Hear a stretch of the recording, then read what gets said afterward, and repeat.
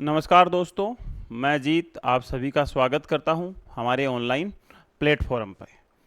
दोस्तों, अपनी जो बात चल रही थी वो राजस्थान के भौतिक प्रदेशों से संबंधित बात चल रही थी। और राजस्थान का जो पहला भौतिक प्रदेश है जिसको अपन थार मरुस्थल के नाम से जानते हैं, उस थार के मरुस्थल की अपन चर्चा कर रहे थे।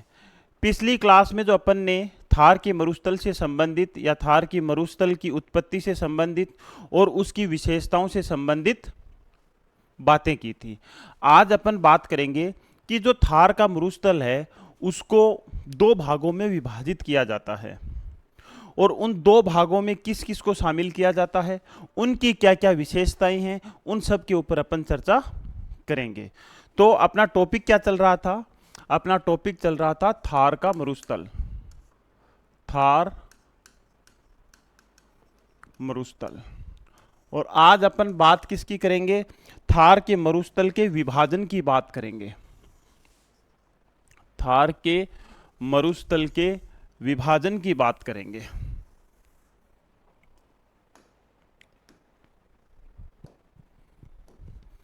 मैप के साथ ही बात करेंगे अपन।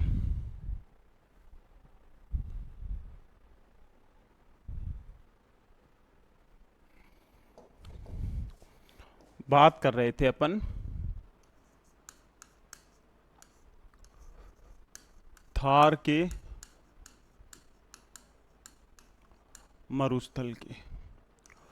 और थार के मरुस्थल की आज जो अपन बात करेंगे वो थार के मरुस्थल के विभाजन की बात करेंगे।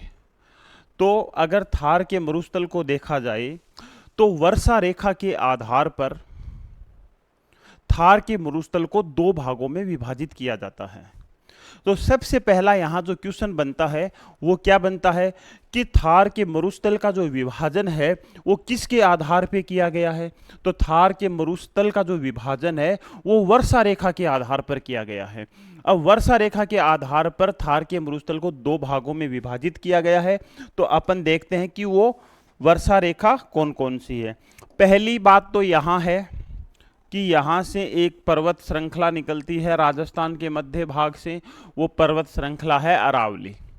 या अपन ये भी बोल सकते हैं कि पाकिस्तान की अंतर्राष्ट्रीय सीमा से लेकर के थार के अरावली पर्वत तक जो फैला हुआ है वो कौन सा भौतिक प्रदेश है?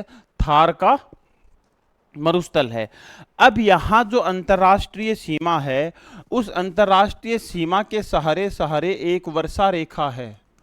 अंतर्राष्ट्रीय सीमा के सहारे सहारे एक वर्षा रेखा है जिसको 10 सेंटीमीटर की वर्षा रेखा के नाम से जाना जाता है।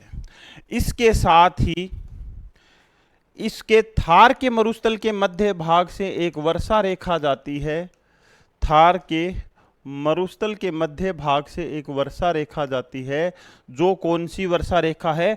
25 सेंटीमीटर की वर्षा रेखा है। ये 25 सेंटीमीटर की है, ये 10 सेंटीमीटर की है। फिर अरावली के सहारे सहारे अगर बात करें तो अरावली के सहारे सहारे एक वर्षा रेखा और जाती है जो लगभग अरावली के समानांतर जाती है। उस वर्षा रेखा को 50 सेंटीमीटर की वर्षा रेखा माना जाता है। उसको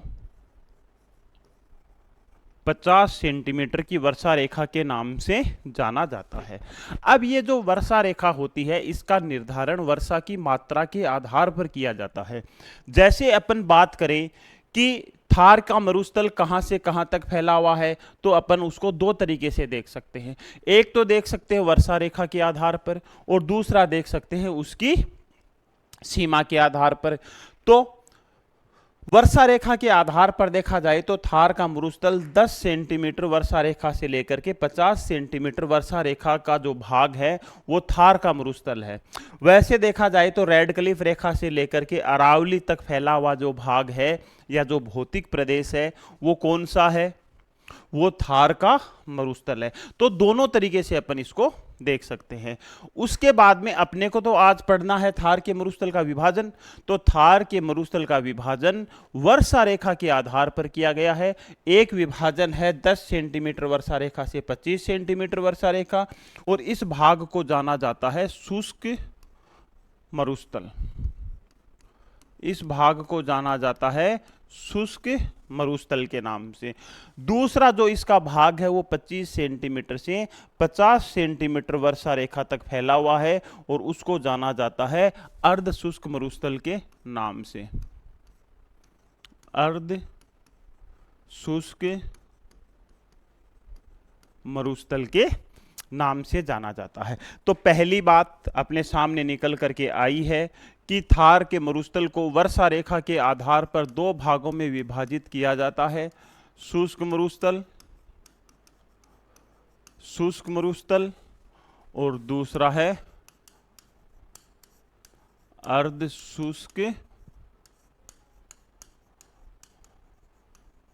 मरुस्थल। दूसरा कौन सा है? अर्ध शुष्क मरुस्थल। अगर अपन देखें तो जो शुष्क मरुस्थल है वो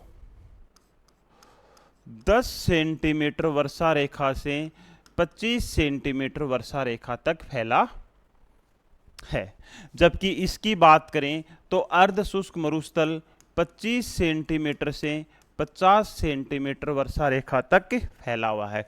यहाँ एक क्वेश्चन और बन जाता है कि थार के मरुस्थल को दो बराबर भागों में विभाजित करने वाली वर्षा रेखा कौन सी है?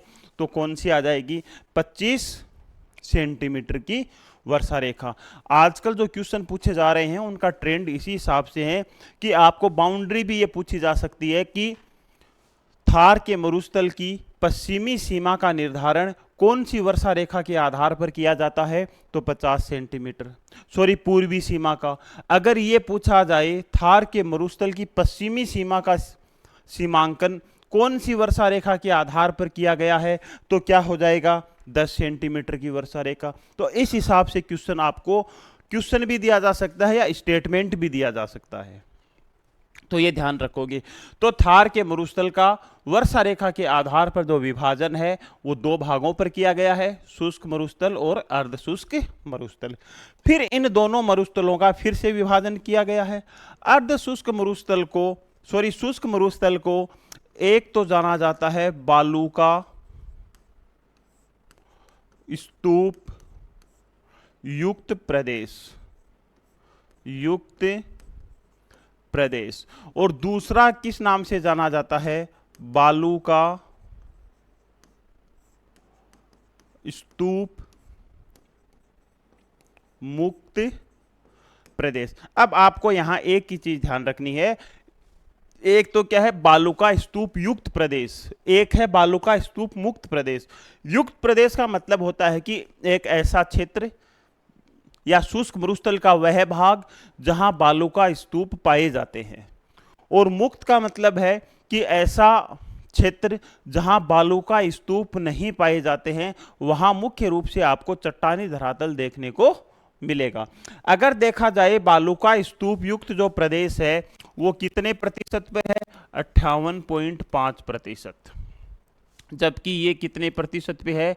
41.5%। क्लियर है?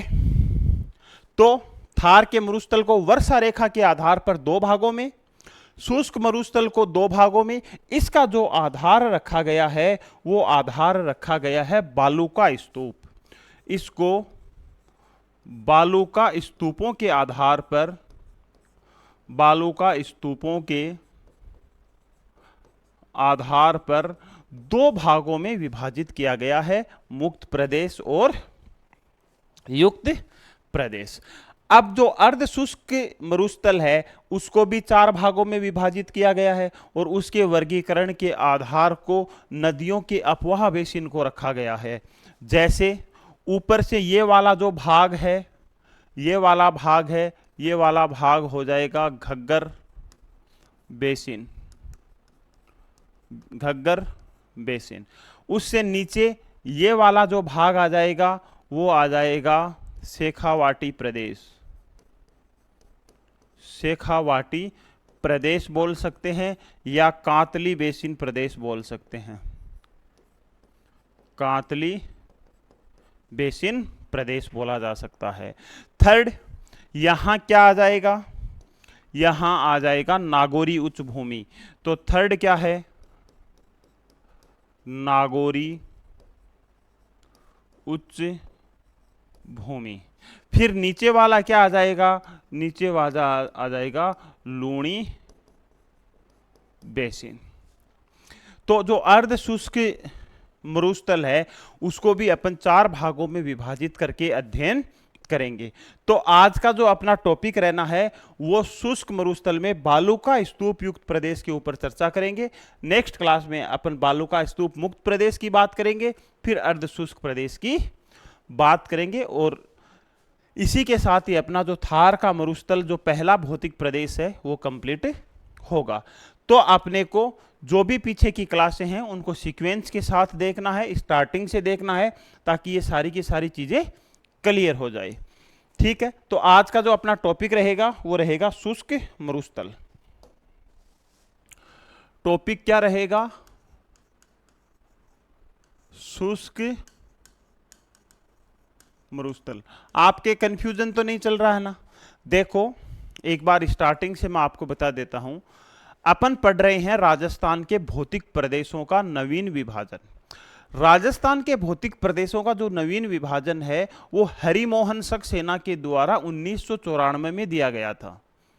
और कौन सी पुस्तक में दिया गया था? राजस्थान के प्रादेशिक भूगोल में दिया गया था। अब हरिमोहन सक्सेना ने राजस्थान को 4 भौतिक प्रदेशों में विभाजित किया। पहला थार का मरुस्थल, फिर अरावली, फिर उत्तर पूर्वी मैदानी, दक्षिण पूर्वी पठारी, 4 प्रदेशों में विभाजित किया। उन चारों प्रदेशों में अपन जो पहला प्रदेश है थार का मरुस्थल, उसके ऊपर अपन चर्चा कर रहे थे।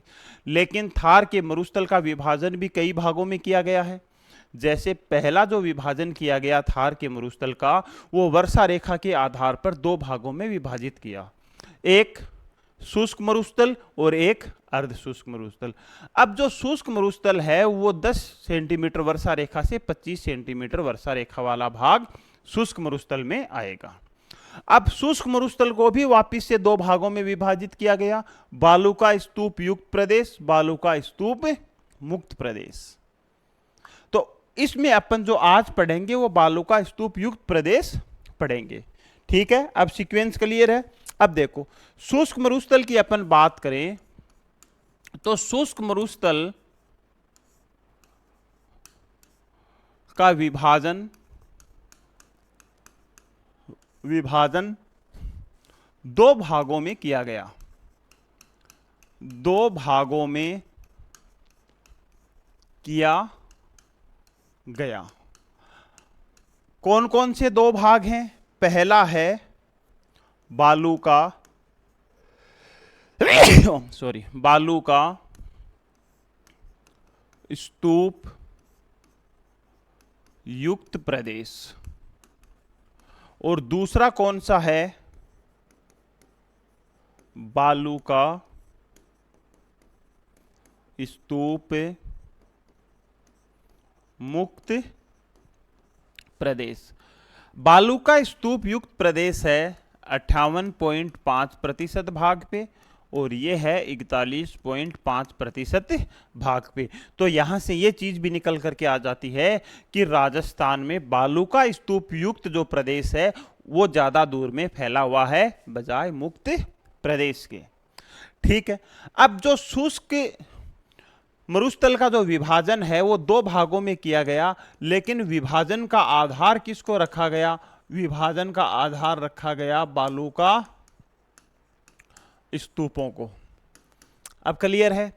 अब सबसे पहले अपन बात किसकी करेंगे? अब बात करेंगे बालू का स्तूप युक्त प्रदेश की। तो सबसे पहले बालू का स्तूप युक्त प्रदेश शुष्क मरुस्थल का भाग है। यह शुष्क मरुस्थल के 58.5% या लगभग याद रखो तो 60% भाग पर फैला हुआ है। यहां की मुख्य विशेषताएं हैं, यहां रेत के टीले पाए जाते हैं, और अपने को जो यहां से क्वेश्चन मिलता है वनडे एग्जाम के हिसाब से, वो बालू का स्तूपों से ही मिलता है। तो अपन सारे के सारे बालू का स्तूप कवर करेंगे। इसके साथ ही शुष्क मरु प्रदेश में अपन ये भी देखेंगे, या बालू का स्तूप युक्त प्रदेश में अपन ये भी देखेंगे कि यहाँ एक मीठे जल क्षेत्र है जिसको लाठी सीरीज के नाम से जाना जाता है। इसके अलावा यहाँ पाई जाने वाली झीलों के ऊपर भी अपन चर्चा करेंगे। इसके साथ ही अपन यहाँ पाई जाने वाले जो बोल्डर होते हैं उनकी भी चर्चा करेंगे। और साथ ही अपन यहाँ ये भी चर्चा करेंगे कि यहाँ एक क्षेत्र है पोखरण, वहाँ एक भारत के संदर्भ में सबसे महत्वपूर्ण या सुरक्षा के लिहाज से सबसे महत्वपूर्ण स्थान है, वहाँ एक सैन्य रेंज है। इसके साथ ही वहाँ 2 बार भूमिगत परमाणु परीक्षण भी किया जा चुका है, 1974 और 1998 में। तो वो भी जानेंगे कि जो भूमिगत परीक्षण है वो किस नाम से वो ऑपरेशन चला या किस नाम से भूमिगत परीक्षण हुआ, उस समय प्रधानमंत्री कौन थे। तो इन सब चीज़ों के बारे में अपन विस्तार से बात करेंगे। तो सबसे पहले आज अपन एक बार सीक्वेंस देखते हैं। सबसे पहले तो अपन बात कर लेंगे बालू का स्तूपों की। बालू का स्तूपों की, बालू का स्तूपों के बाद में अपन बात करेंगे लाठी सीरीज की।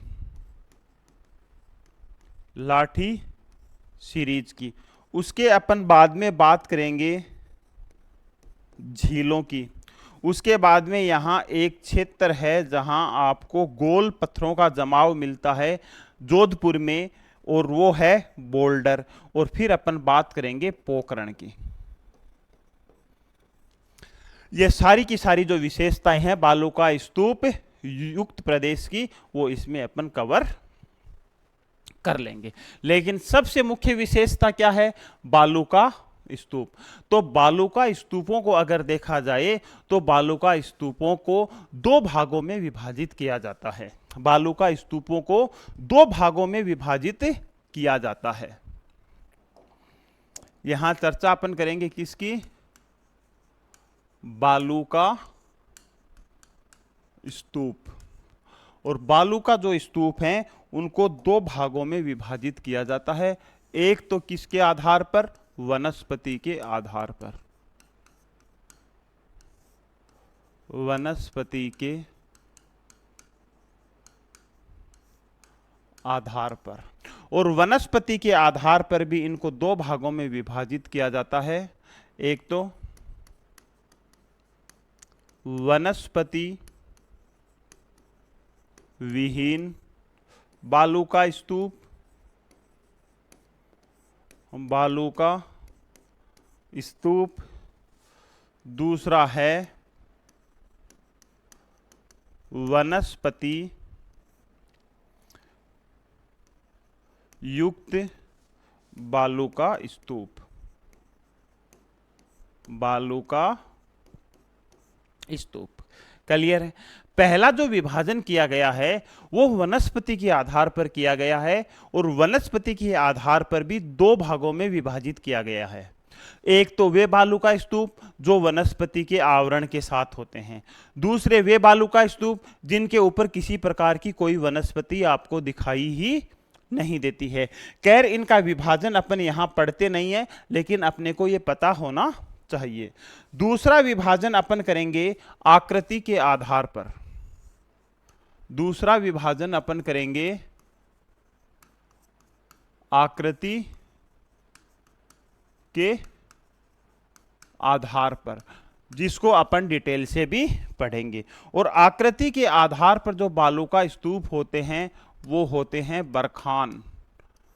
एक प्रकार का जो बालू का स्तूप होता है वो होता है बरखान।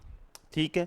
दूसरा कौन सा होता है? दूसरा होता है अनुदैर्घ्य बालू का स्तूप। आप लगा सकते हो आगे सबके, बरखान, बालू का स्तूप, अनुदैर्घ्य बालू का स्तूप। थर्ड कौन सा है? अनुदैर्घ्य के बाद में आ जाएगा अनुप्रस्थ बालू का स्तूप। अनुप्रस्थ बालू का स्तूप। आपको आज से ये जो पीडीएफ है वो भी सेव करके मिल जाएगी टेलीग्राम चैनल पे, और इसके साथ ही जल्द ही 15-20 दिन के बाद में राजस्थान ज्योग्राफी की हमारी बुक आ जाएगी। सेम इसी नोट्स फॉर्मेट में आएगी, हैंड रिटन फॉर्मेट में आएगी, तो वो भी आप परचेज कर सकते हो। बहुत अच्छी अच्छी डिटेल, हर चीज़ को अलग बॉक्स के साथ उसको समझाया गया है, और पूरी की पूरी राजस्थान ज्योग्राफी उसमें कवर की हुई है, बिल्कुल नवीनतम जिले और नवीनतम संभाग के आधार पर। ठीक है, तीसरा कौन सा हो गया? अनुप्रस्थ। फिर कौन सा हो गया? फिर हो गया पैराबोलिक। पैराबोलिक बालू का स्तूप। फिर है सब्र काफीज बालू का स्तूप। फिर है नेभ का बालू का स्तूप। फिर है तारा बालू का स्तूप। फिर क्या है? तारा बालू का स्तूप। और फिर लास्ट वाला है नेटवर्क बालू का स्तूप। ठीक है, तो ये सारे के सारे आकृति के आधार पर बालू का स्तूपों के प्रकार हैं, जिनको अपन अब डिटेल के साथ पढ़ेंगे। ठीक है, जल्दी आपको इसकी मैराथन क्लास मिल जाएगी राजस्थान ज्योग्राफी की, लेकिन मैराथन क्लास है ना, वो मैराथन ही होती है, वो शॉर्ट में होती है, शॉर्ट फॉर्मेट में होती है। तो सलाह यही है कि आप डिटेल से पढ़िए, कोई चीज़ को एक बार पढ़िए, लेकिन ढंग से पढ़िए। ढंग से पढ़ने के दो फायदे होते हैं, एक तो आपका जो दिमाग में कन्फ्यूजन घूमता है वो नहीं रहता है, और जब आपके दिमाग में कन्फ्यूजन नहीं रहता है तो यकीन मानिए वो कॉन्सेप्ट भी आपको अच्छे से आता है। ठीक है, अब यहां से देखो, पहले मैं वनडे एग्जाम के हिसाब से बता देता हूं ज्यादा चांस किनके हैं। सबसे ज्यादा चांस तो ऊपर वाले 3 के ही हैं, और उनमें से भी सबसे ज्यादा बरखान के हैं। एक तो ये पूछा जा सकता है कि इनका आकार कैसा होता है, जिनकी अपन बात करेंगे। दूसरा क्वेश्चन इस प्रकार से हो सकता है कि ये पूछा जा सकता है कि ये बरखान वगैरह ये कहां पाए जाते हैं, पर्टिकुलर इनके कुछ क्षेत्र हैं, उस क्षेत्र को देके भी पूछा जा सकता है कि यहां किस प्रकार के बालू का स्तूप पाए जाते हैं। जैसे बरखान की बात करें तो जोधपुर के ओसिया क्षेत्र में मिलते हैं, भालेरी चूरू में मिलते हैं, मंडावा झुंझुनू में मिलते हैं। इसी हिसाब से अगर तारा बालू का स्तूपों की बात करें तो जैसलमेर के मोहनगढ़ पोखरण में मिलते हैं, जहां आपको लाठी सीरीज भी मिलती है। यही आपको सूरतगढ़ गंगानगर में भी मिलते हैं। क्लियर है? साइड वाला दिख रहा है ना? हाँ ठीक है। तो अब अपन एक एक बालू का स्तूपों की बात करेंगे। सबसे पहले अपन बात करेंगे बरखान की, और अगर साथ साथ नोट्स बनाते हो तो और भी बढ़िया बात है। बरखान, और पीडीएफ देंगे तो आपसे पूरे नाम लिखने की कोशिश करेंगे। बरखान बालू का स्तूप। क्लियर है? अब देखो, सबसे पहले तो अपन देखते हैं कि इनकी आकृति होती कैसी है। तो बरखान बालू का जो स्तूप होते हैं,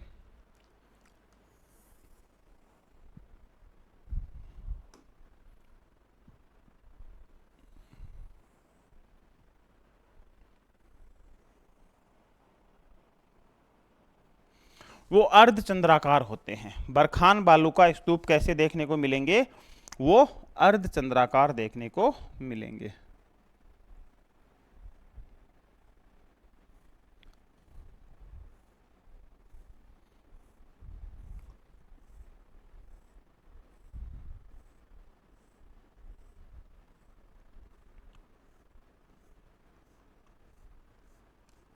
ये लो, ये कौन से हैं?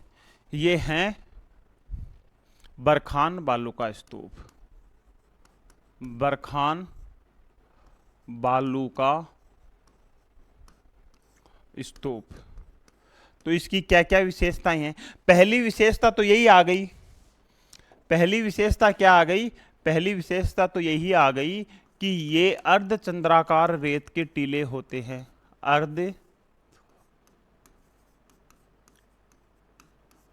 अर्ध चंद्राकार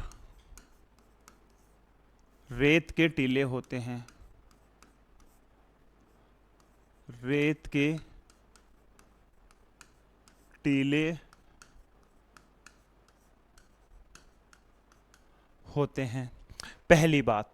दूसरी बात क्या है? ये सर्वाधिक गतिशील होते हैं। ये सर्वाधिक गतिशील होते हैं। ये सर्वाधिक गतिशील होते हैं। गतिशील का मतलब है ये अपनी जगह जो है वो बदलते रहते हैं, जल्दी जल्दी आज यहाँ है तो कल आपको वहां मिल जाएंगे, मतलब हवा के साथ ये गति करते रहते हैं। इसके अलावा ये वनस्पति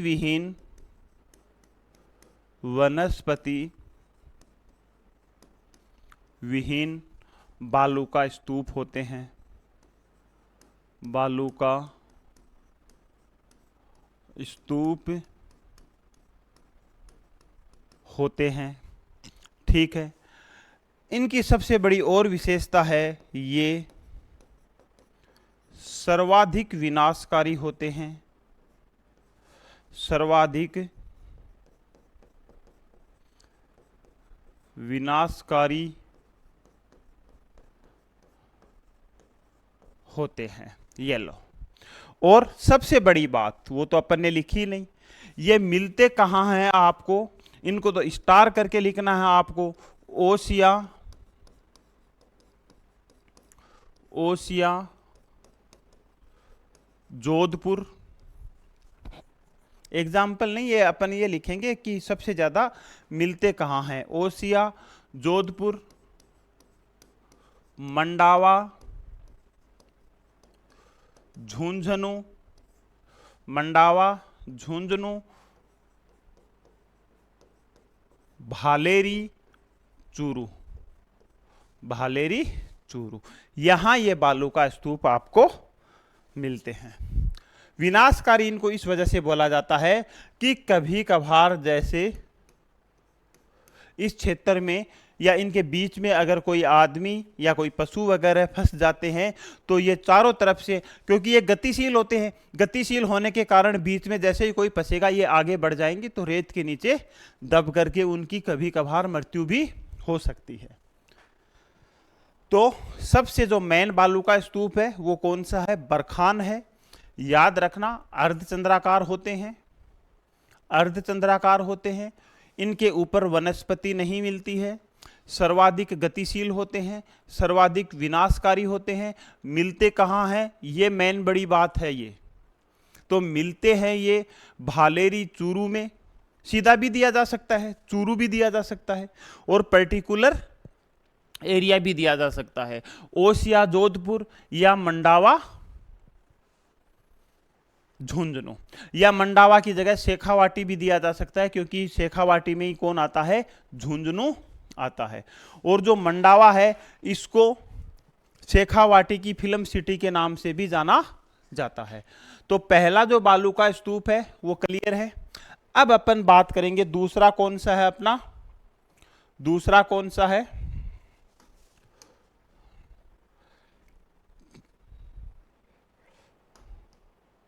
पहला हो गया बरखान, दूसरा है अनुधैर्य।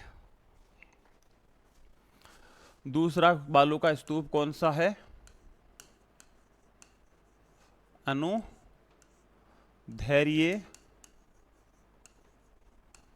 बालू का स्तूप।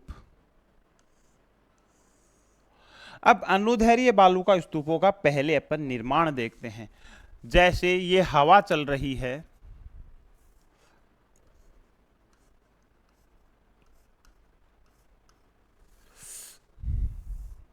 ये क्या है? ये हवा की दिशा है। ये हवा की दिशा है, तो हवा की दिशा के समानांतर आपको क्या मिलेंगे? बालू का स्तूप देखने को मिलेंगे। ये लो, जैसे इधर भी ये हवा चल रही है, इधर भी हवा चल रही है, तो ये क्या है? ये आपको बालू का स्तूप देखने को मिलेंगे। तो पहली क्या लिखोगे? ऐसे बालू का स्तूप हवा की दिशा के समानांतर बनते हैं। क्या लिखोगे? अनुदैर्घ्य बालू का स्तूप, इन बालू का स्तूपों का निर्माण इन बालू का स्तूपों का निर्माण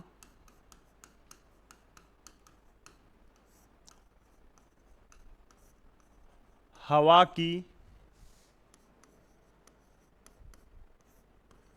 दिशा के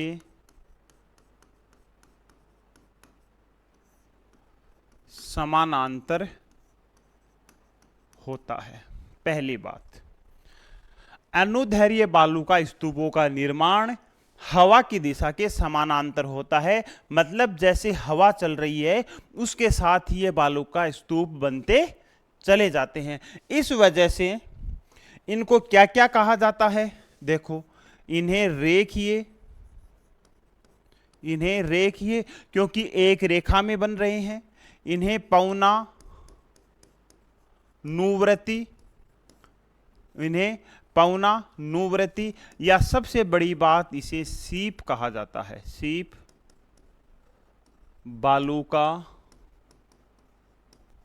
स्तूप भी कहा जाता है। सबसे बड़ी बात, कई बार यहां से क्वेश्चन पूछा हुआ है, कई बार यहां से क्वेश्चन पूछा हुआ है कि अनुदैर्घ्य बालू का स्तूपों को किस नाम से जाना जाता है? तो नाम तो तीनों से ही जाना जाता है, नाम तो तीनों से ही जाना जाता है। हवा की दिशा, और ये क्या है? ये है बालू का स्तूप, और कौन से हैं? अनुदैर्घ्य। ठीक है, इन बालू का स्तूपों को रेखीय, पवनानुवृत्ति और सीप बालू का स्तूप के नाम से भी जाना जाता है। यह सबसे बड़ी बात है जो आपको ध्यान रखनी है। दूसरी, ये आपको सबसे ज्यादा कहां मिलेंगे? ये आपको सबसे ज्यादा जैसलमेर व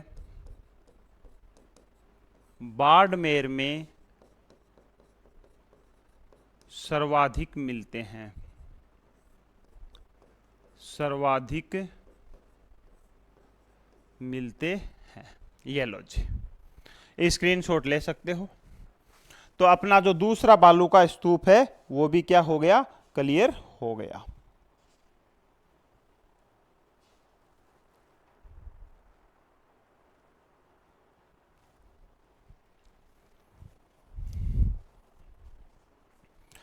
ठीक है, तो अब यहां एक चीज और देख लेते हैं कि जो सबसे ज्यादा कंफ्यूजन होता है वो होता है अनुदैर्घ्य और अनुप्रस्थ में। तो एक बार अपन साथ देख लेते हैं। अनुदैर्घ्य बालू का स्तूपों का निर्माण हवा की दिशा के समानांतर होता है, जबकि अनुप्रस्थ बालू का स्तूपों का निर्माण हवा की दिशा के समकोण पर होगा। जैसे ये हवा चल रही है तो इसके समकोण पर होगा, ये हवा चल रही है तो इसके समकोण पर होगा। पहली बात तो ये ध्यान रखना है। इसके साथ ही आपको ये भी ध्यान रखना है कि उनको समकोणीय बालू का स्तूप के नाम से भी जाना जाता है। तो इनमें जो मुख्य अंतर है वो यही अंतर है। ठीक है, तो अब अपन बात करेंगे किसकी? अब अपन बात करेंगे नंबर 3, अनुप्रस्थ बालू का स्तूप। अनुप्रस्थ बालू का स्तूप। सबसे पहले डायग्राम ही बनाएंगे। जैसे ये पवन की दिशा है, ये पवन की दिशा है, पवन की दिशा है, तो यहां बालू का स्तूप का निर्माण कैसे होगा? यहां इस तरीके से बालू का स्तूप का निर्माण होगा।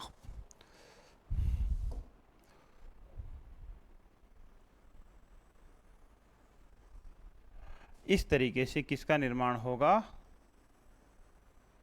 बालू का स्तूप का निर्माण होगा।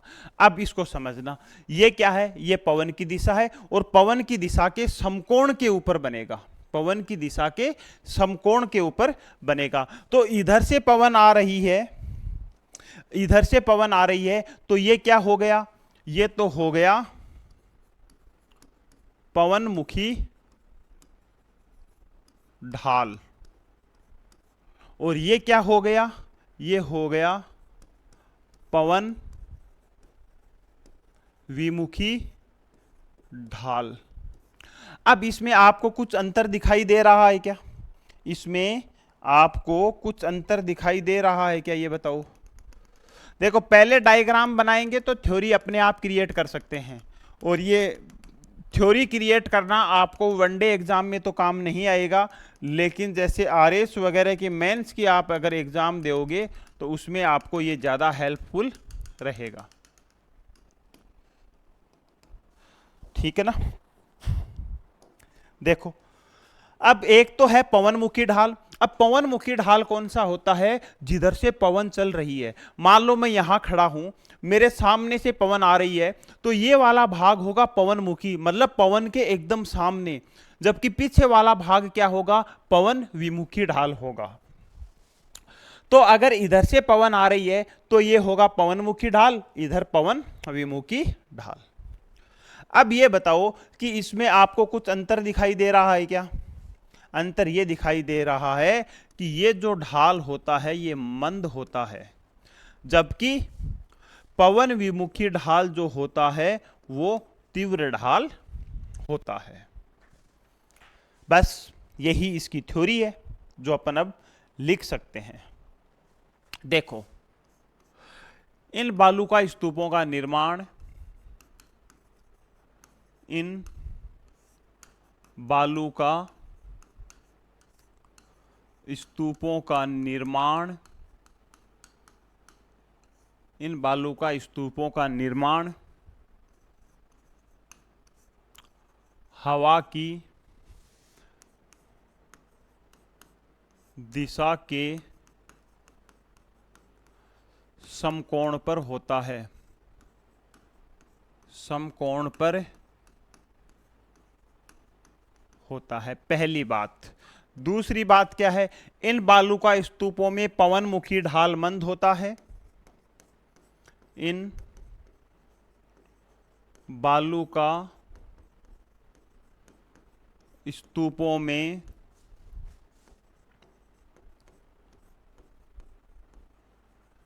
पवनमुखी ढाल मंद व पवन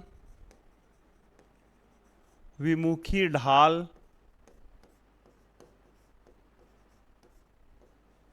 तीव्र होता है।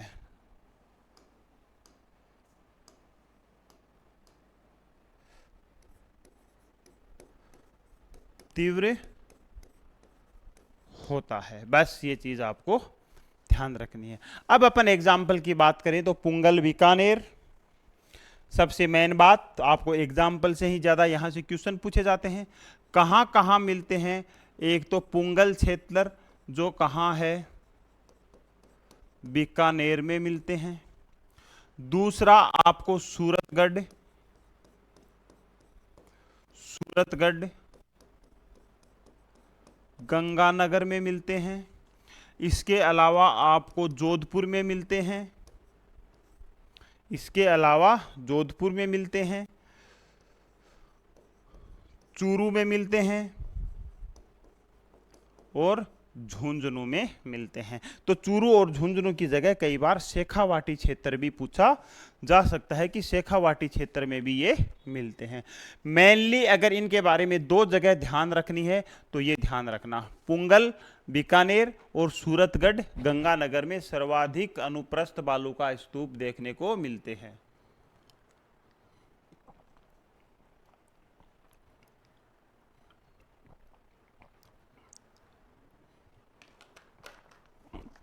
तो अनुदैर्घ्य बालू का स्तूपों से कैसे भिन्न है ये, कि उन बालू का स्तूपों का निर्माण हवा की दिशा के समानांतर होता है, एक रेखा में होता चला जाता है, इस वजह से उनको रेखीय बालू का स्तूप। दूसरा नाम सीप, जो मेन रूप से आपको ध्यान रखना है, बालू का स्तूप या पवनानुवर्ती बालू का स्तूप, इन तीनों नाम से उसको जाना जाता है। जबकि अनुप्रस्थ बालू का स्तूपों का निर्माण हवा की दिशा के समकोण पर बनता है।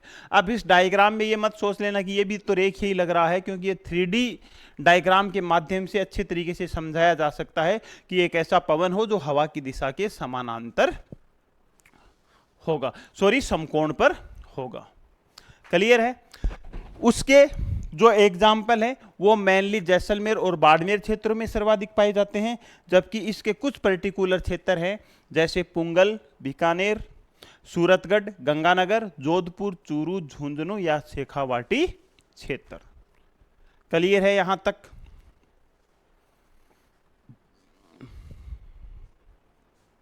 मेनली जो सबसे ज्यादा क्वेश्चन पूछे जाते हैं वो इन्हीं तीन के अंदर से ही चांस होता है, और आप मेंस में इनके ऊपर 40-50 वर्ड भी लिख सकते हो, डायग्राम बना के एज इट इज यही चीजें लिखना आप, ठीक है ना। नेक्स्ट अपन बात करते हैं पैराबोलिक की। अब उनके निर्माण की प्रक्रिया थोड़ी अलग रहेगी। पैराबोलिक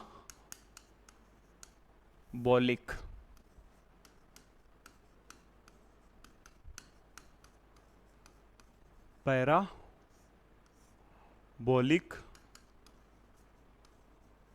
बालू का स्तूप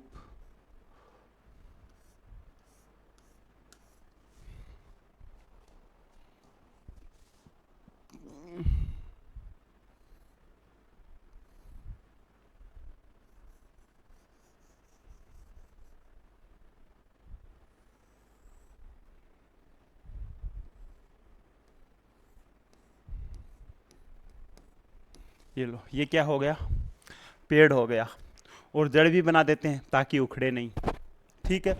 तो ये पेड़ है। अब पेड़ का और बालू का स्तूपों का क्या लेना देना है? अभी जो बालू का स्तूप पढ़ेंगे उन सब का पेड़ों से लेना देना है। और एक तरफ अपन बना देते हैं, ये इतनी दूर से बनाएंगे तो हवा ज़्यादा तेज चल जाएगी। ये क्या है? ये है पवन की दिशा, पवन की दिशा। अब देखो यहां क्या होगा, यहां इसको हटाना ही पड़ेगा भाई, यहां से थोड़ा सा एक बार। अब क्या होगा? अब होगा यहां, ये क्या हो गया? ये यहां हो गया रेत का जमाव। ये यहां क्या हो गया? ये हो गया रेत का जमाव। और अब बना देते हैं अपन, ये क्या है? ये है पवन की दिशा, ठीक है। अब अपन बोल सकते हैं कि नहीं बोल सकते कि पैराबोलिक बालू का स्तूपों का निर्माण वनस्पति के सहारे होता है या बड़ी वनस्पति के सहारे होता है? उनको क्या कहा जाता है? पैराबोलिक बालू का स्तूप कहा जाता है। और ऐसे बालू का स्तूप आपको लगभग संपूर्ण राजस्थान में मिलते हैं। जैसे जो लोग शेखावाटी से बिलोंग करते हैं वो भी अपने खेतों में देखते होंगे, या जैसलमेर बाड़मेर के लोग भी अपने खेतों में देखते होंगे, या जयपुर साइड के जो लोग हैं वो भी अपने खेतों में इस टाइप की मिट्टी का जमाव आपने देखा होगा। मेनली ये जमाव वहाँ मिलेगा जहाँ सिंचाई और जुताई नहीं की जाती है। सिंचाई और जुताई करने में क्या होता है कि वो खेत समतल हो जाता है, तो जो बीहड़ भूमि होती है उसमें अगर आप घूमोगे तो आपको पेड़ के सहारे मृदा का जमाव मिल जाएगा, और इन्हीं बालू का स्तूपों को कहा जाता है पैराबोलिक। ठीक है, अब लिखते हैं पैराबोलिक बालू का स्तूपों का निर्माण। पैराबोलिक बालू का स्तूपों का निर्माण, स्तूपों का निर्माण पेड़ों के सहारे,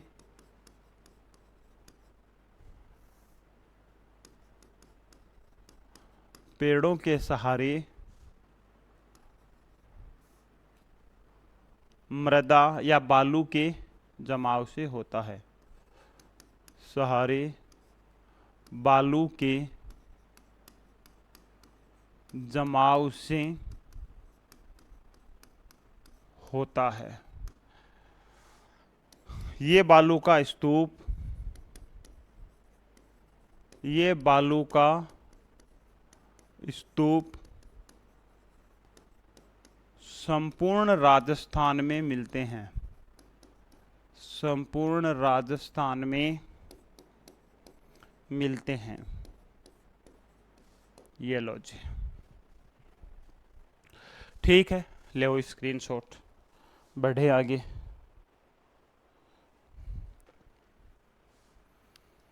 कौन कौन से हो गए अपने?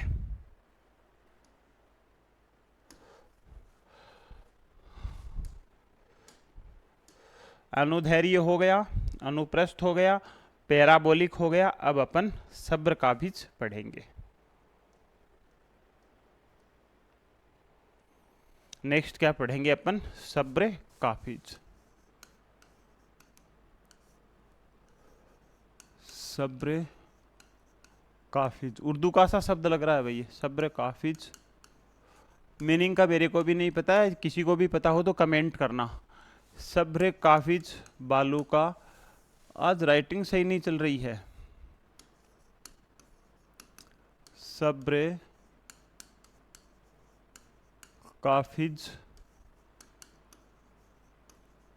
बालू का स्तूप। सिर्फ एक ही अंतर होता है, सिर्फ अंतर ये होता है कि जो सब्रकाभिज बालू का स्तूप है, इनका निर्माण छोटी जहाड़ियों या छोटी वनस्पति की जड़ों में होता है।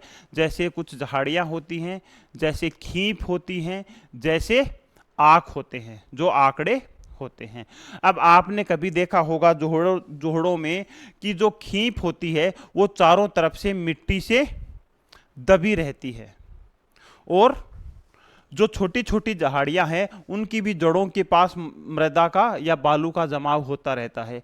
जो आपके आक होते हैं, जिनको अपन आंकड़े कहते हैं, उनके भी चारों तरफ मृदा का जमाव होता रहता है।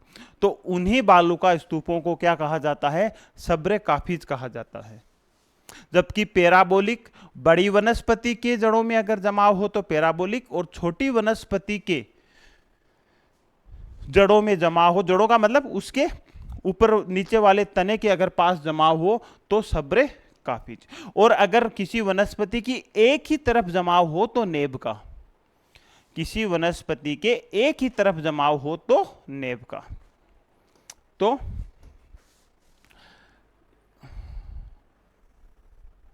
ये है, मान लेते हैं ये छोटी छोटी जहाड़ियां हैं, ये कुछ आंकड़े वगैरह हैं, और इनके सहारे जब मृदा का जमाव होता है या बलुई मिट्टी का जमाव होता है तो उनको क्या कहा जाता है? उनको कहा जाता है सब्रकाभिज। और ये क्या रहेगी? पवन की दिशा वही रहनी है। ये क्या है? पवन की दिशा। तो क्या लिखेंगे? जब छोटी वनस्पति, जब छोटी वनस्पति जैसे, छोटी वनस्पति जैसे आक, झाड़ियाँ, खींप, छोटी वनस्पति जैसे आग, झाड़ियाँ, खींप के साथ बालू का जमाव, बालू का जमाव सभ्र काफिज बालू का स्तूप कहलाते हैं। या बालू के साथ जमाव होने से ऐसे बालू का स्तूपों का निर्माण होता है। ऐसे बालू का स्तूपों का निर्माण होता है। बस यहां तक क्लियर है ना?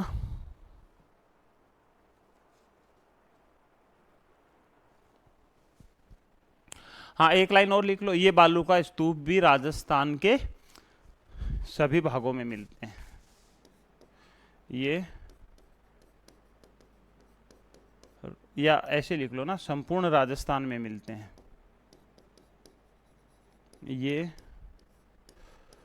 संपूर्ण राजस्थान में मिलते हैं। जहां जहां झाड़ियां, आक और खींप मिलेगी, वहां वहां ये बालू का स्तूप भी आपको देखने को मिलेंगे। ठीक है, सब्र काफिज हो गया। अब कौन सा है? अब यहां ही देख लेते हैं नेब का। यहां देख लेते हैं नेब का। अब नेब का में क्या होता है? बालू का जमाव वनस्पति की एक तरफ होता है। बालू का जमाव वनस्पति के एक तरफ होता है। एक तरफ होता है। उसको क्या कहा जाता है? उसको नेब का कहा जाता है। जैसे ये वनस्पति है और एक तरफ ये लो, ये बालू का स्तूप है। अगर एक तरफ जमाव होता है तो नेब का कहा जाता है। अब लिखेंगे नेक्स्ट तारा बालू का स्तूप। और तारा का बालू का स्तूप के जो एग्जाम्पल है वो बहुत महत्वपूर्ण है।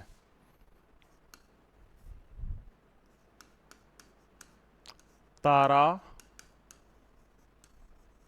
बालू का स्तूप, तारा बालू का स्तूप। अब देखो, जब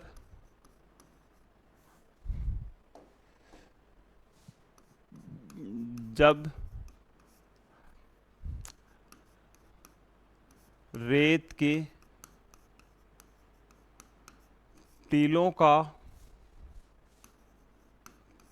का आकार तारानुमा हो जाए, तारानुमा हो जाए तो इसे तारा बालू का स्तूप कहा जाता है। बालू का स्तूप कहा जाता है। इसमें तो कोई मेन बात नहीं है, लेकिन मेन बात है इसके एग्जाम्पल में। और एग्जाम्पल इसके कौन कौन से हैं? एग्जाम्पल का मतलब फिर नाम वही निकल रहा है कि ये मिलते कहाँ कहाँ हैं। तो एक तो मिलते हैं ये पोखरण और मोहनगढ़, जैसलमेर में। और एक मिलते हैं आपको सूरतगढ़ गंगानगर में। ये बात मेन है यहाँ, ये बात मेन है यहाँ। अब ऐसे बालू का जो स्तूप होते हैं उनका निर्माण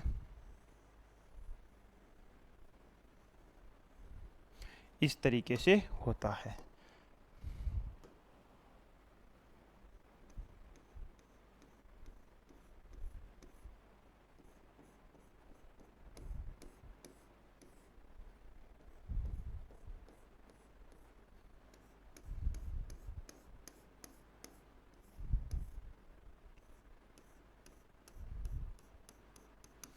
ये क्या है? तारा बालू का स्तूप है, तारा बालू का स्तूप है।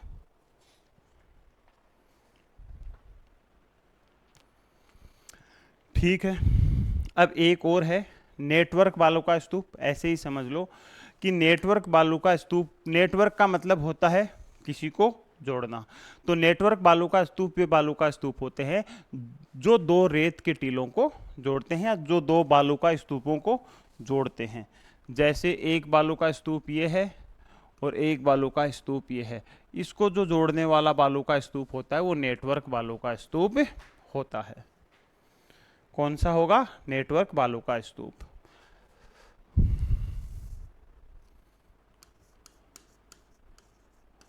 नेटवर्क बालू का स्तूप। और नेटवर्क बालू का जो स्तूप है वो सबसे ज़्यादा आपको हनुमानगढ़ में मिलेंगे। और राज्यों की बात करें तो ये हरियाणा में सबसे ज़्यादा मिलते हैं। ध्यान रखना, हरियाणा में सबसे ज़्यादा मिलते हैं। लेकिन खैर अपने को तो राजस्थान के संदर्भ में ही रहना है, तो राजस्थान में जो नेटवर्क बालू का स्तूप होते हैं वो सबसे ज़्यादा आपको हनुमानगढ़ डिस्ट्रिक्ट में देखने को मिलेंगे। तो ये अपने सारे के सारे क्या हो गए? बालू का स्तूप हो गए। तो कहाँ से चले थे अपन? बरखान, अनुदैर्य, अनुप्रस्थ, पैराबोलिक, सब्र का बीच, नेब का, तारा बालू का स्तूप और नेटवर्क बालू का स्तूप। इनके एग्जाम्पल आपको ध्यान रखने हैं कि कौन कहाँ मिलते हैं। मुख्य रूप से एक तो आप इसको स्टार लगा सकते हो। बहुत बार क्वेश्चन आया है कि सूरतगढ़ में कौन से मिलते हैं, और बहुत बार क्वेश्चन आया है कि मोहनगढ़ या पोखरण में कौन से बालू का स्तूप मिलते हैं।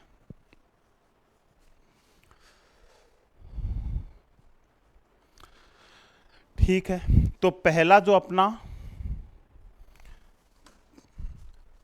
क्या था? बालू का स्तूप। बालू का स्तूप अपने हो गए कंप्लीट। बात किसकी करेंगे अपन? लाठी सीरीज की बात करेंगे। अब ये लाठी सीरीज क्या है? ये एक मरुस्थल में मीठे पानी का क्षेत्र है। कुछ भी नहीं याद रखना, आपको ये ध्यान रखना है कि जो लाठी सीरीज है वो मरुस्थल प्रदेश में, खास तौर से शुष्क मरुस्थल में एक मीठे पानी का क्षेत्र है, उसको ही लाठी सीरीज के नाम से जाना जाता है। और ये क्षेत्र पोखरण से मोहनगढ़ के बीच है। तो टॉपिक अपना अब क्या है? लाठी सीरीज। लाठी सीरीज। अब लाठी सीरीज क्या है? पहले तो इसको डायग्राम बनाते हैं। एक लाठी सीरीज है पोखरण से मोहनगढ़। यहाँ अपन लिखते हैं, किधर भी लिख सकते हो पोखरण, और यहाँ अपन लिख सकते हैं मोहनगढ़। दोनों ही जैसलमेर में है। अभी थोड़ी देर पहले ही अपन ने बात की थी तारा बालू का स्तूपों की। तो लाठी सीरीज अगर देखा जाए तो एक प्रकार से तारा बालू का स्तूपों का क्षेत्र भी है। अब ये देखो, अब ये लाठी सीरीज है, ये लगभग 60 से 80 किलोमीटर का एक मीठे जल का क्षेत्र है। अब यहां समस्या आई कि भाई यहां मीठे जल आया कहां से? अब क्या समस्या आई? अब समस्या ये आई कि भाई यहां जो मीठा जल है वो आया कहां से। तो इसके लिए एक प्रोजेक्ट चलाया गया। तो इसके लिए एक प्रोजेक्ट चलाया गया। प्रोजेक्ट कौन सा चलाया गया? प्रोजेक्ट सरस्वती। पूरी चीज को देखना कि लाठी सीरीज जैसलमेर के मोहनगढ़ से पोखरण लगभग 60 से 80 किलोमीटर, कहीं कुछ डेटा चेंज हो जाते हैं तो इसमें घबराने की जरूरत नहीं है। यहां एक मीठे जल का आपको एक बेल्ट मिलता है, उसी को ही कहा जाता है लाठी सीरीज। अब ये जो लाठी सीरीज है, इसमें यह पता करने के लिए कि यहां ये मीठा जल आया कहां से, क्या वास्तव में जो सरस्वती नदी है जो प्राचीन काल में इस क्षेत्र में बहती थी, क्या वो आज भी जिंदा है? क्या आज भी उसमें पानी आ रहा है, चाहे वो भूमिगत पानी ही आ रहा होगा? तो इसके लिए एक प्रोजेक्ट चलाया गया, उस प्रोजेक्ट का नाम है प्रोजेक्ट सरस्वती। और ये प्रोजेक्ट चलाया किसके द्वारा गया? किसके द्वारा चलाया गया? आईओसी, इंडियन ऑयल कॉरपोरेशन और ONGC, इंडियन ऑयल कॉरपोरेशन और Indian oil and natural gas corporation, ONGC और IOC के द्वारा यह प्रोजेक्ट चलाया गया। अब इस प्रोजेक्ट के माध्यम से एक समिति की घोषणा की गई जिसको बोला जाता है वाल्दिया समिति। वाल्दिया समिति, ठीक है। तो जो प्रोजेक्ट सरस्वती है वो Indian oil corporation, oil and natural gas corporation के द्वारा चलाया गया था, ठीक है। तो अब यहां से क्वेश्चन क्या क्या बन जाते हैं कि सरस्वती नदी की खोज के लिए कौन सा प्रोजेक्ट चलाया गया? तो प्रोजेक्ट सरस्वती चलाया गया। किसके द्वारा चलाया गया? तो इंडियन ऑयल कॉरपोरेशन और oil and natural gas corporation के द्वारा चलाया गया। इन दोनों कॉरपोरेशन ने एक समिति की घोषणा की जिसको वाल्दिया समिति कहा जाता है। अब वाल्दिया समिति ने 2016 में रिपोर्ट दी। वाल्दिया समिति ने 2016 में रिपोर्ट दी और कहा, क्या कहा कि सरस्वती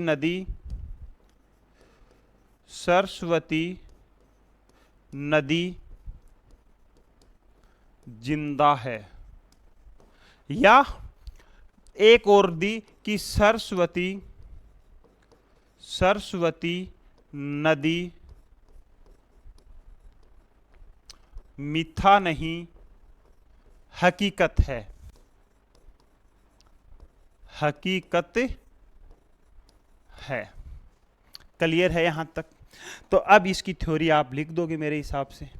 अब देखो, अब अपन थ्योरी लिखते हैं कि जो लाठी सीरीज है वो थार मरुस्थल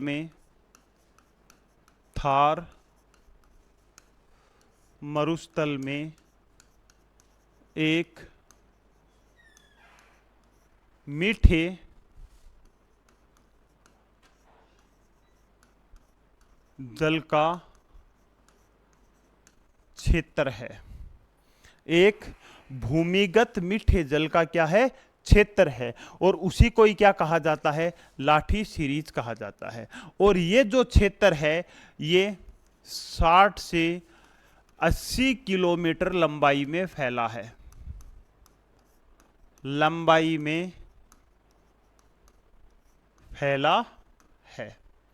दूसरी बात, ये कहां से कहां तक है? तो ये है पोखरण से मोहनगढ़ तक। अगर पूछा जाए कि यहां मीठा जल सरस्वती नदी से प्राप्त होता है, यहाँ मीठा जल सरस्वती नदी से प्राप्त होता है। इतनी बात क्लियर है। अब यहाँ आपको कुछ और चीजें मिलती हैं। यहाँ आपको एक कुआं मिलता है, यहाँ आपको एक कुआं मिलता है जिसको चंदन नलकूप के नाम से जाना जाता है। चंदन नलकूप।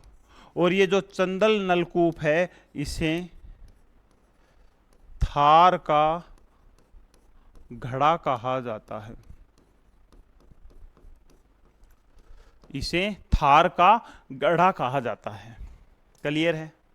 इतनी बात क्लियर है ना? इसके अलावा यहां मीठा जल मिलने के कारण, यहां मीठा जल मिलने के कारण यहां आपको प्रोटीन युक्त घास दिखाई देती है। इस पूरे क्षेत्र में आपको क्या दिखाई देती है? आपको यहां प्रोटीन युक्त घास दिखाई देती है। ये क्या है? ये है, यहां आपको प्रोटीन युक्त घास दिखाई देती है। उस प्रोटीन युक्त घास से भी कई बार क्वेश्चन आता है और यह पूछा जाता है कि उस घास को किस नाम से जाना जाता है। तो यहां एक तो है सेवण घास, यहां एक तो क्या है? सेवण घास है। यहां एक तो कौन सी घास है? सेवण। एक किस नाम से जाना जाता है? करड़। एक सुगनी और करात, मुरात, करात नहीं सॉरी मुरात, इस नाम से जाना जाता है। तो दूसरा क्या क्वेश्चन बन जाता है यहां कि लाठी सीरीज में आपको प्रोटीन युक्त घास मिलती है जिसे करड़, मुरात, सुगनी और सेवण के नाम से जाना जाता है। अब इसमें एक चीज और ध्यान रखना कि ये जो सेवण घास है, यहां जो सेवण घास है,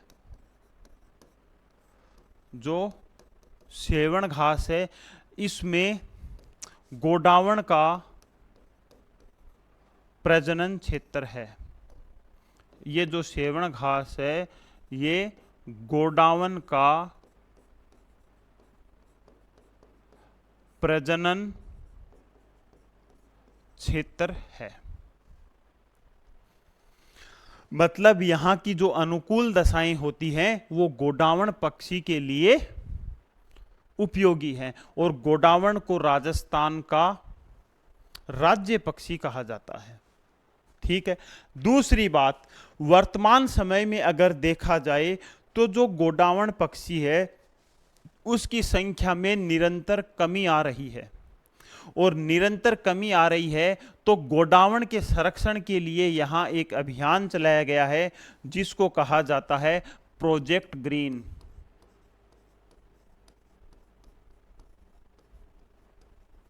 जिसको क्या कहा जाता है? प्रोजेक्ट ग्रीन कहा जाता है। अब अगर आपको यह पूछा जाए कि प्रोजेक्ट ग्रीन क्या है तो सॉरी, तो क्या है? तो गोडावण के या गोडावण की प्रजनन क्षमता या गोडावण पक्षी के संरक्षण के लिए चलाया गया एक प्रोजेक्ट है जिससे गोडावण को संरक्षित या गोडावण को संरक्षण मिल सके, उसको कहा जाता है प्रोजेक्ट ग्रीन। कहां चलाया गया है? लाठी सीरीज क्षेत्र में, सेवण घास के क्षेत्र में चलाया गया है। तो ये सारी की सारी बात किसकी थी? लाठी सीरीज की बात थी। क्लियर है? यहां आपको एक चंदन नलकूप मिलता है जिसे थार का घड़ा कहा जाता है। यहां जो मीठे जल का जो स्रोत है उसको सरस्वती नदी को माना गया है। इसकी खोज के लिए या सरस्वती नदी को जानने के लिए आईओसी और ओएनजीसी के द्वारा एक प्रोजेक्ट चलाया गया था। उस प्रोजेक्ट को कहा गया प्रोजेक्ट सरस्वती। अब इस प्रोजेक्ट को पूरा को जानने के लिए इनके द्वारा एक समिति की घोषणा की गई, वाल्दिया समिति की। और वाल्दिया समिति ने 2016 में रिपोर्ट दी कि सरस्वती नदी अभी जिंदा है, सरस्वती नदी मिथ्या नहीं, हकीकत है। मतलब आज भी इस क्षेत्र में सरस्वती नदी का मीठा जल पहुंच रहा है। क्लियर है? तो दूसरा जो अपना पॉइंट था वो भी क्या हो जाता है, क्लियर हो जाता है। ठीक है, अब यहां बात करेंगे अपन झीलों की। यहां बात करेंगे अपन झीलों की।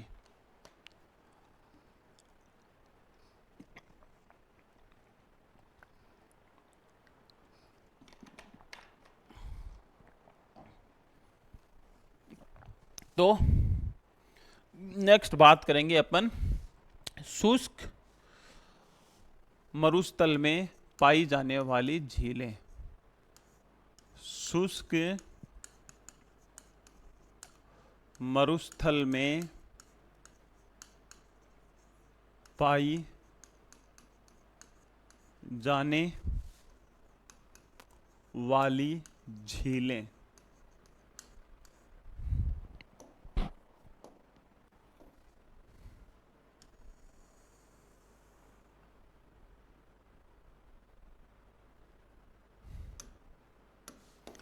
ठीक है, अब देखो शुष्क मरुस्थल में आपको दो प्रकार की झीलें देखने को मिलती हैं। एक तो प्राकृतिक झीलें जो अपने आप बनती हैं, दूसरा कृत्रिम झीलें जो यहाँ के लोगों के द्वारा बनाई गई।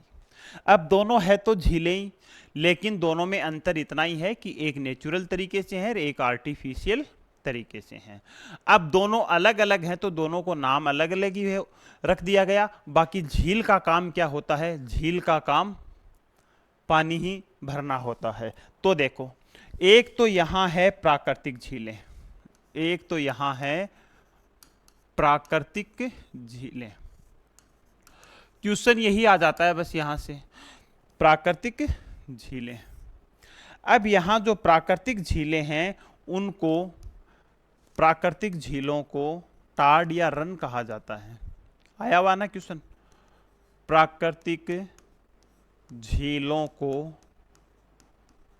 टाड या रन कहा जाता है। अब अगर आपको पूछे कि शुष्क मरुस्थल में जो प्राकृतिक झीलें होती हैं उनको किस नाम से जाना जाता है, तो आप आराम से बता दोगे, उनको टाड या रन कहा जाता है। और ये कहाँ बनती हैं, दो जो बालू का स्तूप होते हैं उनके निम्न भाग में पानी भर जाने से बन जाती हैं। ये क्या है, ये तो हो गए बालू का स्तूप,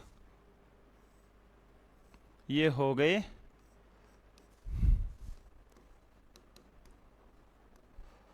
बालू का स्तूप, और ये हो गई झील।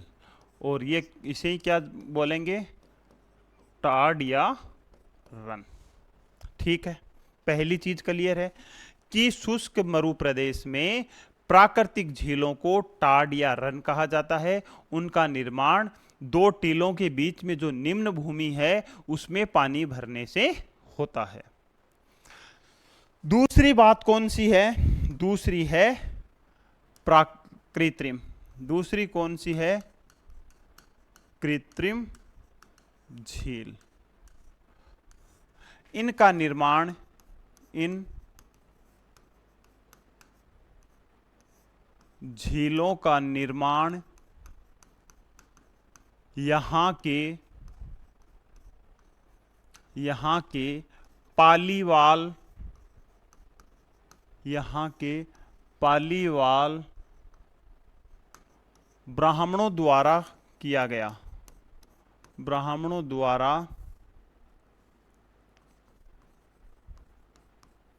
किया गया।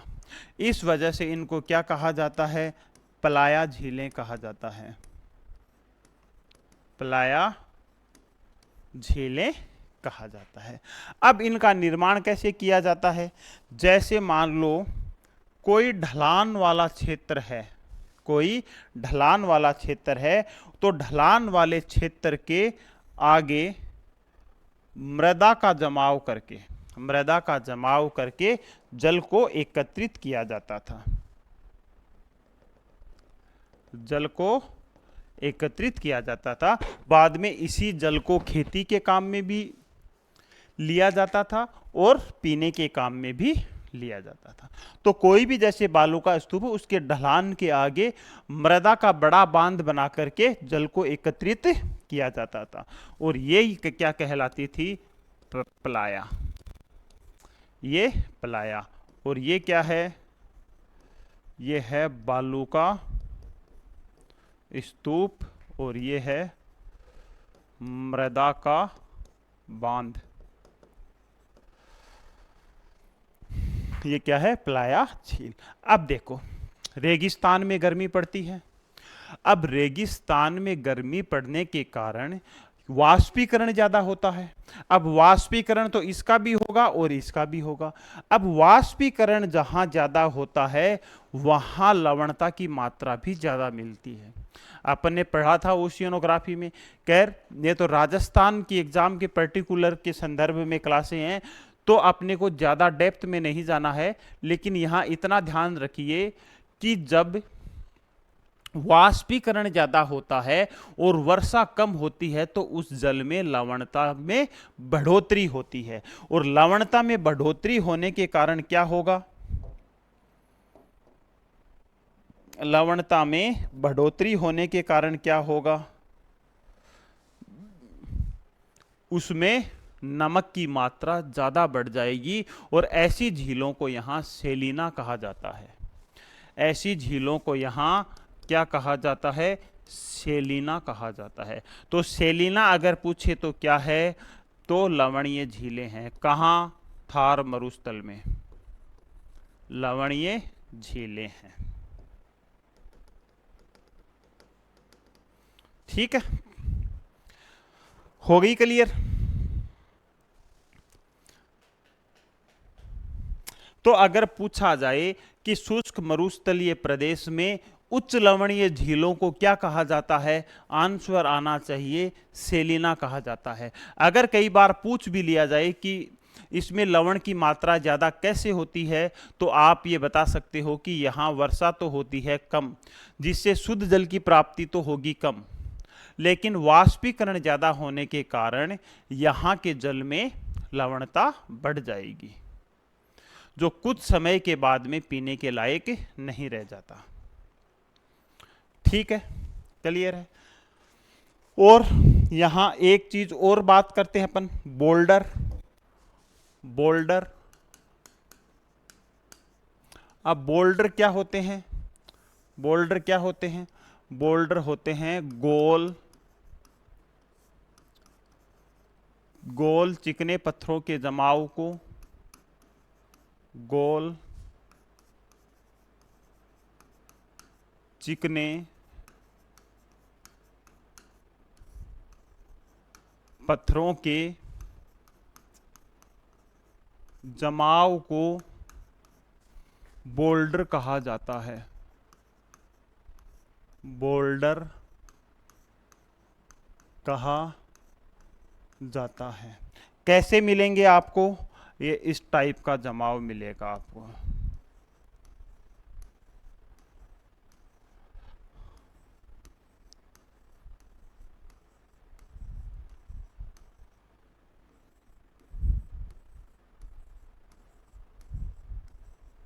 इस टाइप का जमाव मिलेगा।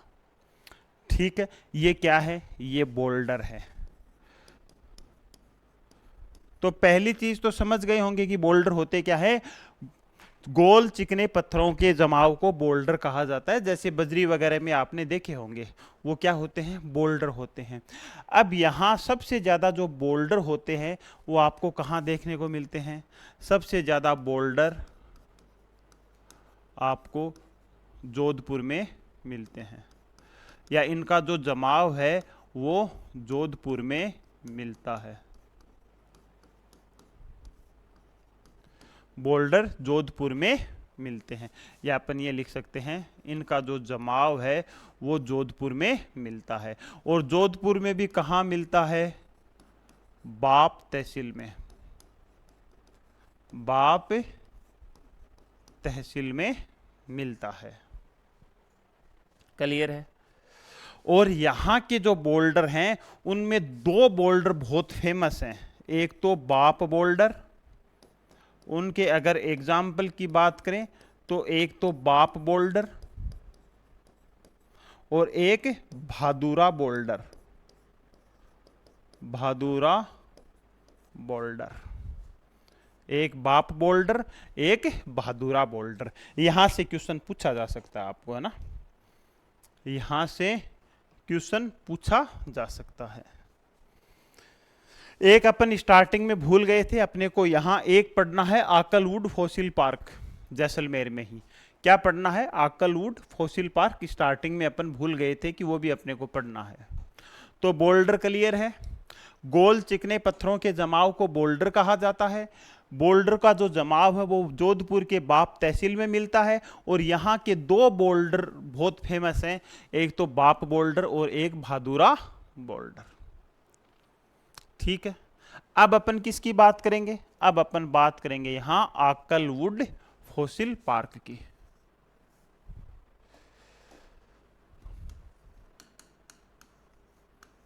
आकलवुड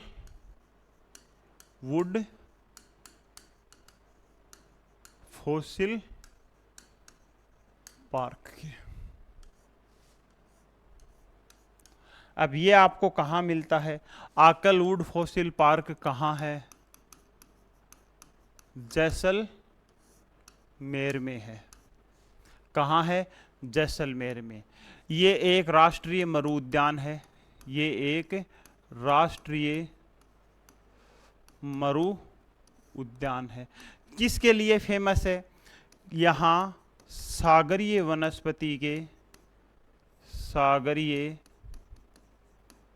वनस्पति के अवशेष मिले हैं। पहले भी पढ़ा था अपन ने इसको, अवशेष मिले हैं, पहले पढ़ा था ना अपन। थार के मरुस्थल टेथीज सागर का हिस्सा है। तो कुछ ने कहा कि भाई हमें प्रमाण दो, तो प्रमाण के तौर पे अपन ने पढ़ा था ना कि जैसलमेर का आकल गांव, जहां सागरीय वनस्पति के अवशेष मिले थे, जिससे यह सिद्ध होता है कि यह किसी महासागर या टेथीज सागर का भाग रहा था। इसके अलावा यहां जुरासिक युग के डायनासोर के अवशेष मिले हैं। इसके अलावा यहां जुरासिक युग के डायनासोर के अवशेष मिले हैं। सोर के अवशेष मिले हैं। और ये डायनासोर के जो अवशेष हैं ये मुख्य रूप से कहां मिले हैं आपको? फतेहगढ़, जैसलमेर। तो एक अपने को यहां यह भी ध्यान रखना है कि यहां जो आकलवुड फॉसिल पार्क है या आकलवुड राष्ट्रीय मरु उद्यान है वो भी आपको इसी क्षेत्र में मिलता है। और किसके लिए फेमस है? दो चीजों के लिए फेमस है। एक तो यहां सागरीय वनस्पति के अवशेष मिले हैं और दूसरा यहां जैसलमेर के फतेहगढ़ में डायनासोरों के अवशेष भी आपको यहां से प्राप्त हुए हैं। क्लियर है। अब एक लास्ट पॉइंट यहां या लास्ट क्षेत्र है यहां एक पोखरण।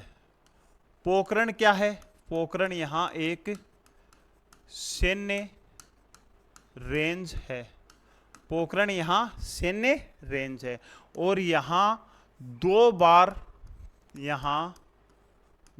बार भूमिगत परमाणु परीक्षण किया गया है। परमाणु परीक्षण